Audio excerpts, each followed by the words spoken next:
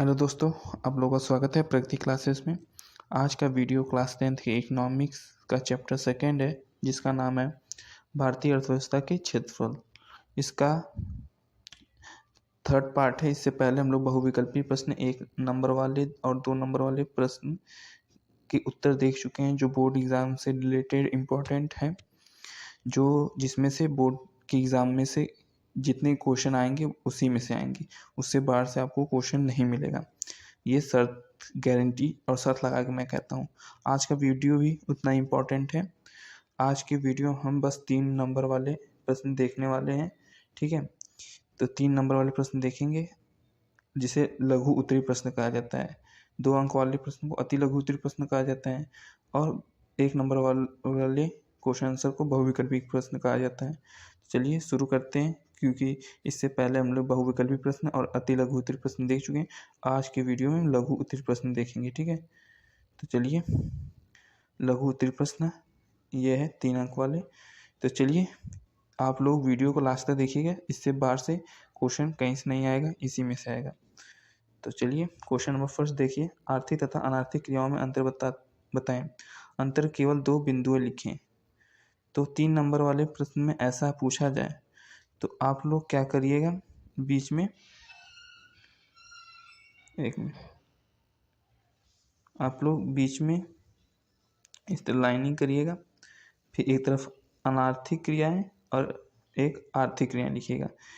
अनार्थिक चाहे आर्थिक, मतलब उल्टा, इधर भी लिख सकते हैं, इधर भी मैंने उल्टा पढ़ दिया। यहाँ आर्थिक क्रियाएं, यहाँ अनार्थिक क्रियाएं। चलिए वो देख लीजिएगा, किधर भी आप लिख सकते हैं, ये आप पे है, डिपेंड करता है। तो पॉइंट फर्स्ट है, आर्थिक क्रियाओं में।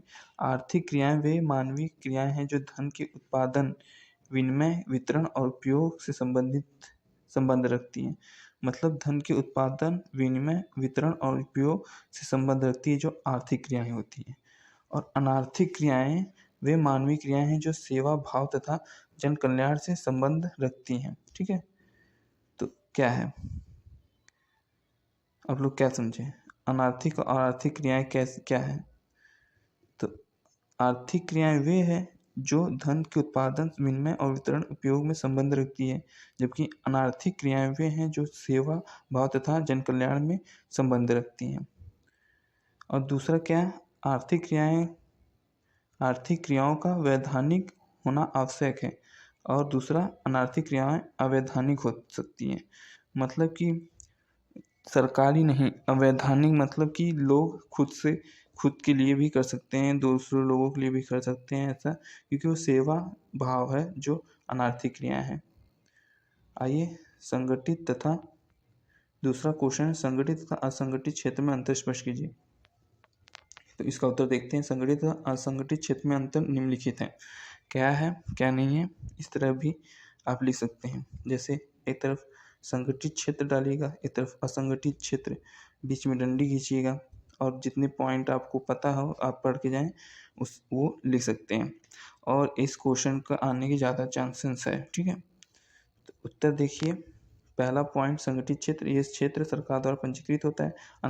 असंगठित क्षेत्र ये सरकार द्वारा पंजीकृत क्षेत्र नहीं होता है। दूसरा, रोजगार की अवधि नियमित होती है, जो संगठित क्षेत्र होती है, और असंगठित में रोजगार की अवधि नियमित नहीं होती है। आइए, तीसरा पॉइंट है, इस क्षेत्र को अनेक सरकारी नियमों एवं विनियमों का पालन करना होता है, जैसे कारखाना अधिनियम, न्यूनतम मजदूरी अधिनियम आदि। असंगठित क्षेत्र का तीसरा पॉइंट, इस क्षेत्र को किसी अधिनियम का पालन नहीं करना होता है। चौथा पॉइंट, संगठित क्षेत्र, इस क्षेत्र में बैंक, अस्पताल, स्कूल आदि शामिल है। चौथा, असंगठित क्षेत्र का पॉइंट, इस क्षेत्र में बड़ी संख्या में वे लोग भी शामिल हैं जो छोटे काम करते हुए स्वरोजगार में लगे हैं, ठीक है। ये संगठित असंगठित था। अब तीसरा क्वेश्चन है, भारत में पाई जाने वाली बेरोजगारी के 3 प्रकार समझाइए। तो भारत में निम्न प्रकार की बेरोजगारी पाई जाती है। पहला, प्रच्छन्न बेरोजगारी। प्रच्छन्न बेरोजगारी क्या है? प्रच्छन्न बेरोजगारी उस स्थिति में विद्यमान होती है जब एक श्रम की सीमांत भौतिक उत्पादकता शून्य है या कभी ऋणात्मक होती है। दूसरे शब्दों में, प्रच्छन्न बेरोजगारी की स्थिति में एक काम करने के लिए जितने श्रमिक की आवश्यकता होती है, उससे अधिक श्रमिक उस काम में लगे होते हैं। यदि कुछ श्रमिक हटा दिए जाएँ तो कुल उत्पादन में कमी नहीं होगी। भारत के ग्रामीण क्षेत्र में प्रचंड बेरोजगारी की समस्या काफ़ी गंभीर है। भारत में यह बेरोजगारी 25% तथा 30% के बीच में है। और दूसरा है मौसमी बेरोजगारी। जो मौसमी बेरोजगारी जानते हैं, मौसमी बेरोजगारी क्या होती है? भारत एक कृषि प्रधान देश है, वो सबको पता है। और कृषि एक मौसमी व्यवसाय है, ठीक है। ये बेरोजगारी मौसम में परिवर्तन के फलस्वरूप पैदा होती है। भारत में लगभग 166 लाख लोग मौसमी बेरोजगार हैं, ठीक है। आइए तीसरा देखिए, औद्योगिक बेरोजगारी। भारत में औद्योगिक बेरोजगारी की उत्पन्न होने के कई कारण हैं। पहला कारण उत्पादन पूंजी प्रधान तकनीक को अपनाना।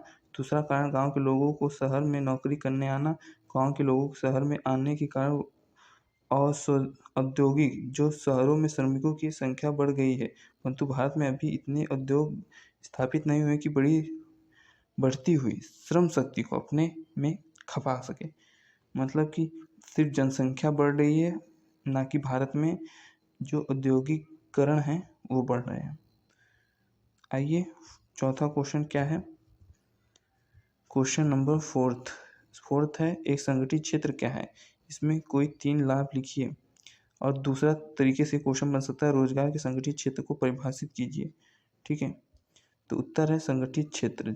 संगठित क्षेत्र के बारे में, संगठित क्षेत्र को औपचारिक क्षेत्र भी कहा जाता है या फिर कहते हैं। यह वह क्षेत्र है जिसमें श्रमिकों को सामाजिक सुरक्षा के लाभ जैसे भविष्य निधि, उत्पादन, पेंशन आदि प्राप्त होते हैं। इसके कर्मचारी श्रम संघ बना सकते हैं। इस क्षेत्र में काम करने वाले कर्मचारी नियमित होते हैं। इस संगठित क्षेत्र में समझिए, एक तरफ से सरकारी नौकरी बस, जिसमें कि रोजगार नियमित होता है, उन्हें पेंशन भी मिल सकती है, उत्पादन मिल सकता है, भविष्य निधि मतलब भविष्य भी निर्धारण किया जा सकता है। संगठित क्षेत्र के लाभ, तो पहला लाभ है संगठित क्षेत्र के श्रमिकों को सामाजिक सुरक्षा के लाभ प्राप्त होते हैं। दूसरा, जो श्रमिक अपने हितों की रक्षा के लिए श्रम संघ बना सकते हैं। तीसरा, यदि उनसे अतिरिक्त काम लिया जाता है तो उस अतिरिक्त काम का अतिरिक्त भुगतान किया जाता है, ठीक है। ये संगठित क्षेत्र। आइए पांचवा क्वेश्चन देखते हैं। भारत एक विकासशील देश है। इस देश के अधिकांशतः लोग अर्थव्यवस्था के प्राथमिक क्षेत्र में कार्यरत हैं। ऐसा क्यों? तो उत्तर है, भारत में द्वितीयक तथा तृतीयक क्षेत्र हैं, धीमी गति से विकसित हो रहे हैं। इसलिए यहाँ प्राथमिक क्षेत्र में ही जनसंख्या की जीविका का अधिकार भरा है। मतलब जो प्राथमिक क्षेत्र है उसमें ही लोग अपने जो जीने के लिए ज़रूरतें चीज़ें हैं वो प्राथमिक क्षेत्र से ही उठा रहे हैं, द्वितीय क्षेत्र का उपयोग नहीं कर रहे। तृतीय क्षेत्र तो सेवा प्रदान करता है। तो आइए आगे देखते हैं। पांचवें क्वेश्चन में ही कुटीर उद्योग के उपेक्षित होने के कारण, जैसे कि कारण बताया गया है कि किस किस कारण से हुआ है। तो देखिए, पहला कारण कुटीर उद्योगों के उपेक्षित होने के कारण, यहाँ मतलब इसके बारे में आगे देखिए। यहाँ के तृतीय क्षेत्र में बहुराष्ट्रीय कंपनियों का ही प्रबल नियंत्रण है। कुटीर उद्योग पूरी तरह से उपेक्षित है और लगभग ऐसे सभी उद्योग बंद होने की दशा में।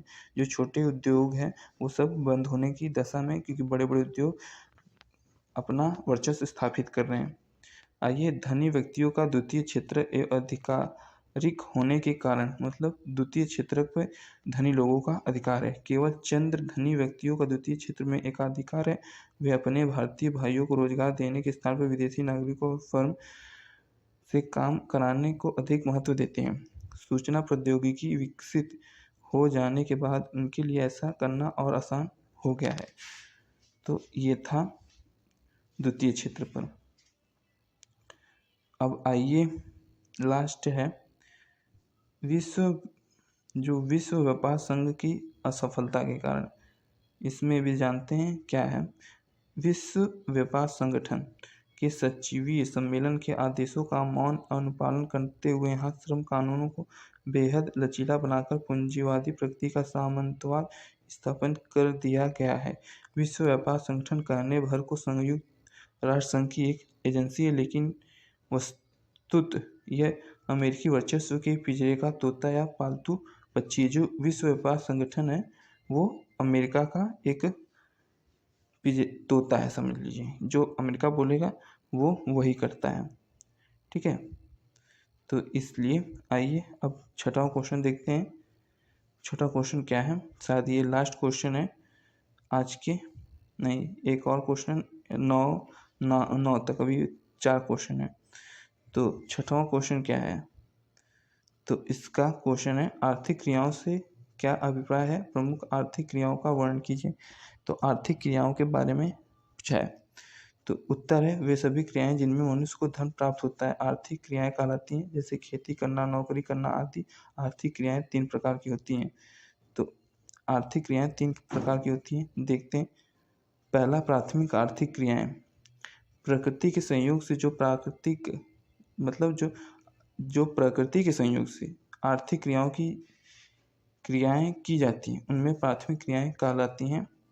तो प्राथमिक क्रियाओं में जैसे कि खनन आता है, कृषि कार्य तथा मत्स्य पालन आदि आता है प्राथमिक क्रिया में। दूसरा, द्वितीय आर्थिक क्रियाएं, वे क्रियाएं जो ठीक है, प्राकृतिक उत्पादों की सहायता से विभिन्न वस्तुओं का निर्माण करती है, उन्हें द्वितीय क्रियाएं कहते हैं, जैसे कपास से कपड़े बनना, लकड़ी से कागज बनाना आदि। अब तृतीय क्षेत्र के बारे में जानते हैं। तृतीय आर्थिक क्रियाएं क्या है, वे क्रियाएं जो किसी वस्तु का उत्पादन नहीं करती बल्कि प्राथमिक और द्वितीय आर्थिक क्रियाओं के विकास में सहायता करती है, उन्हें तृतीय आर्थिक क्रियाएं कहते हैं, जैसे परिवहन के साधन, बैंक तथा बीमा कंपनी आदि। आइए नेक्स्ट क्वेश्चन पे चलते हैं, जल्दी जल्दी देख लेते हैं सारे क्वेश्चन, समय भी कम है, मतलब कि पेपर ऊपर की अभी सब चैप्टर की सीरीज लाने हैं। अभी तो ये सेकेंड चैप्टर, इसके 3-4 चैप्टर हैं, उसकी सीरीज आएंगे, फिर जियोग्राफी के आएंगे, फिर हिस्ट्री के आएंगे, फिर साइंस के आएंगे, बहुत ज़्यादा ही। बस आप लोग बने रहिए, प्रिपरेशन अच्छी से होगी। प्रश्न 7वां क्या है, विकसित देशों में आर्थिक क्रियाओं के महत्व का वर्णन करें। तो उत्तर है, विकसित देशों में विकास की प्रारंभिक अर्थव्यवस्था में प्राथमिक क्षेत्र ही आर्थिक सक्रियता का सबसे महत्वपूर्ण क्षेत्र रहा है। जैसे जैसे कृषि प्रणाली परिवर्तित होती गई, कृषि क्षेत्र समृद्ध होता गया, वैसे वैसे पहले की तुलना में अपेक्षाकृत अधिक उत्पादन होने लगा। ये क्रय विक्रय की गतिविधियां कई गुना बढ़ गई। विनिर्माण की नवीन प्रणाली के प्रचलन से कारखाने अस्तित्व में आए और उनका प्रसार होने लगा। कुल उत्पादन एक रोजगार की दृष्टि से द्वितीय क्षेत्र महत्वपूर्ण हो गया है।